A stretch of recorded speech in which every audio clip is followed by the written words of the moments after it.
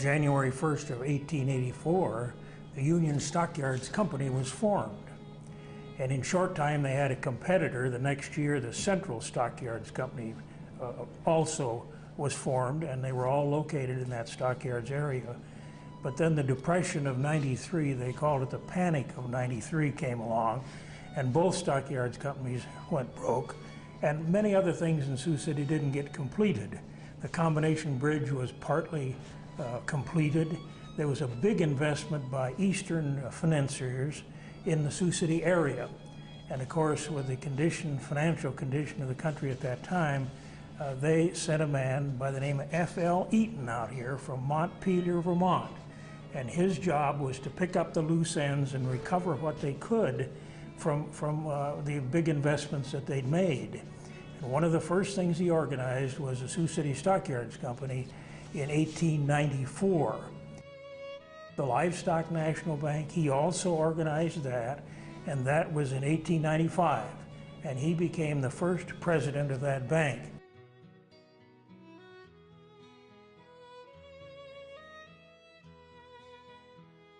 In 1937, I joined the Livestock National Bank. Mr. Wilson, the vice president of the bank, hired me.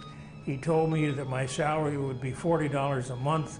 It is questionable whether I was worth $40, but nevertheless, they didn't want to pay me any less than $40, so they paid me $40 a month, and I worked at that level for a few months.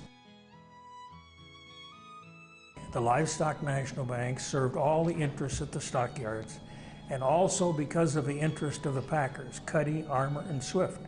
And they also were instrumental in encouraging the farmers to have livestock, not only in this immediate area, but even as far away as Montana. The packers were interested in getting livestock promoted. They had packing houses at this location, Cuddy, Armour, and Swift, and they wanted the bank to encourage the financing of the farmers as well as the ranchers. And I'd say over a long period of time, the bank did a pretty good job in this regard. The bank operated on that basis until 1929, when the government decided that the packers should get out of the banking business. And at that time, the headline in the Sioux City paper was, "Bank joins giant money chain." Northwestern Bank and Band Corporation, Minneapolis, bought the bank in Sioux City at the Stockyards, St. Paul at the Stockyards, Omaha at the Stockyards, and they joined 32 other banks with that Northwest Band Corporation. And that was the change from the bank that was organized locally by Mr. Eaton and continued as such until 1929. The Livestock National Bank was located in the Stockyards, in the Exchange building. The Sioux City Stock Yards Company pretty much ran the yards. No one could bring any feed in, no one could service any livestock. All the livestock operation was in the premises of the Sioux City Stock Yards Company, and they said they ran a hotel. They provided the pens, they provided the feed, they provided the water, and they provided the services so that the farmer could sell his cattle on a central public market. Now, who worked at the yards? Yes, there was the Stockyards Company. There was the Terminal Railroad, who shipped the cars around full of livestock in those days. They ran a rendering company for the cattle that died. They furnished the water and the steam and the feed. And that was one entity. Then you had the packers. You had Cuddy, Armour, and Swift, and many small packers. And they were there to buy the livestock, which the farmers brought to the market for sale. And then you had commission men who represented the farmer. The farmer brought his cattle in and he assigned them to a commission man, and he was supposed to be well versed in the market, so he in turn sold the cattle for the farmer to the packer or maybe to an order buyer. And one of the notorious order buyers at that time was Currier Holman. He was an order buyer that bought cattle for packers not located on the market but were interested in acquiring livestock.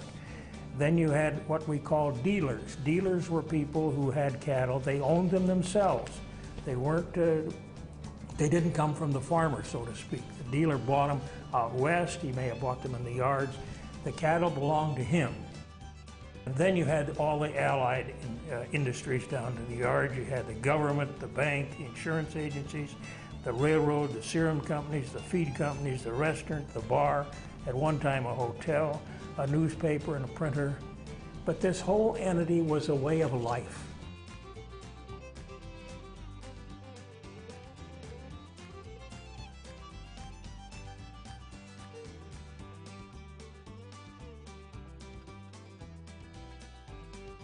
At the stockyards, we had a man named Don Cunningham. Anyone who's familiar with this period of time will know Don was the outstanding reporter of the market. He had such a control over the market that, and he talked to the farmers' wives, and he would tell them about what they should tell their husband. And one day, when the market was good, Cunningham got on he had a market broadcast every morning, and he got on the TV or the radio and he stated, you tell that husband of yours if he's got some hogs for market to put the wheels under him. We didn't realize, but when we came to work the next morning, the trucks were lined up from the Exchange building clear to the Combination Bridge, across the Combination Bridge into Nebraska. All these little farm trucks, pickups and trucks and other trucks were lined up, and it's true, clear into South Sioux City, Nebraska. Don immediately got on the total and told them, I didn't tell you to send them all the same day. Now what happened out the stockyards?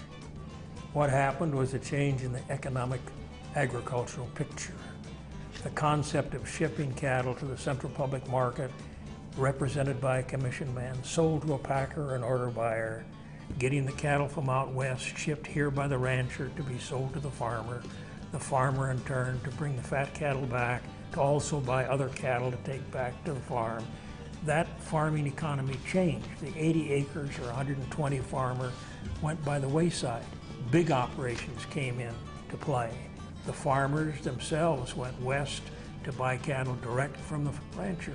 They also had order buyers that went out and bought from the country, sale barns that existed at that time. And so the middleman situation of the central public market was affected by the big change that took place in agriculture. Commercial feedlots came into play. And gradually you see that every farmer doesn't have cattle anymore. So the need of a central public market in Sioux City, St. Paul, Omaha, Chicago, they exit the market, and good or bad, that's what happened to the industry. The flood was a heroic activity on behalf of everybody down at the stockyards. The heroic effort was on behalf of those commission men and those people who worked in the yards, because the cattle are in a pen and there's a lock on the door. You've got to go, and the water is up to the top of the pen. Now you've got to physically go down in that dirty, mucky water with a key and unlock that lock, or you can't get the cattle out of the pen. And this didn't happen once, it happened time and time and time again. And those men came up with a slimy manure, mud, water, flood, and down in to get the rest of the cattle. They drove all the cattle down to the hog yard. Now, the river cut a new channel through the north end of the stockyards, big enough for railroad cars to fall into. And some cattle were flooded and went down, they went away. All the cattle that went into the hog pens were sold to the packers, or some farmers took part of them. And we formed a committee down at the stockyards in which the bank was a part of it. And each man would tell, each company would tell what livestock they had in that day. I had so many cows, I had so many bulls, I had so many calves, and so forth and so on. And then we added those figures all up, and then the cattle had been recovered. Now the cattle were in that hog barn and just stacked into the hog barn. You couldn't get through there hardly. But we split it all up that way. Everybody lost a little, and nobody went broke. There were no lives lost. A terrific amount of damage to the Stockyards Company, and of course they were out of operation for a period of time too. The High Line was a walking sidewalk over the top of the pens, and it came out of the Exchange building, went all the way up to the north end of the yards, went all the way down to the hog house, and also went over toward the railroad tracks to the loadout chute. And it had ways to get down from the High Line down to the pens. And it was a way of walking around and seeing what was in the yards. And on Sunday in those days, many people brought their children down to the stockyards to show them the little calves and the cattle and the hogs, and they had sheep, and they wandered around and looked at them.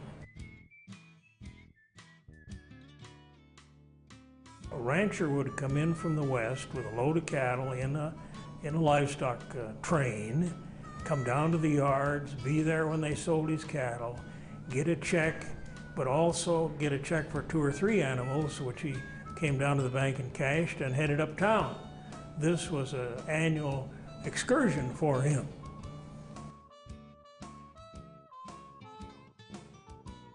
And the local farmers, when they brought their hogs to the yards, mother came down, the children came down with them. They took the cattle down to the hogs down to stockyards, and they in turn went uptown and shopped.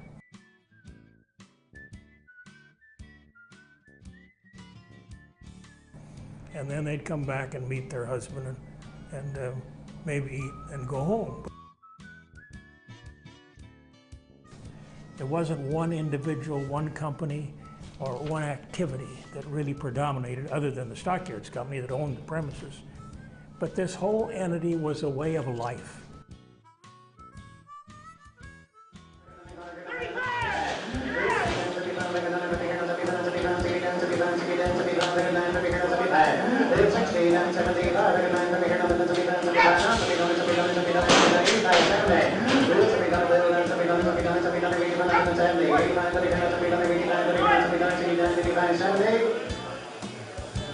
Sold 69.85 at Montgomery Thorn Breakup.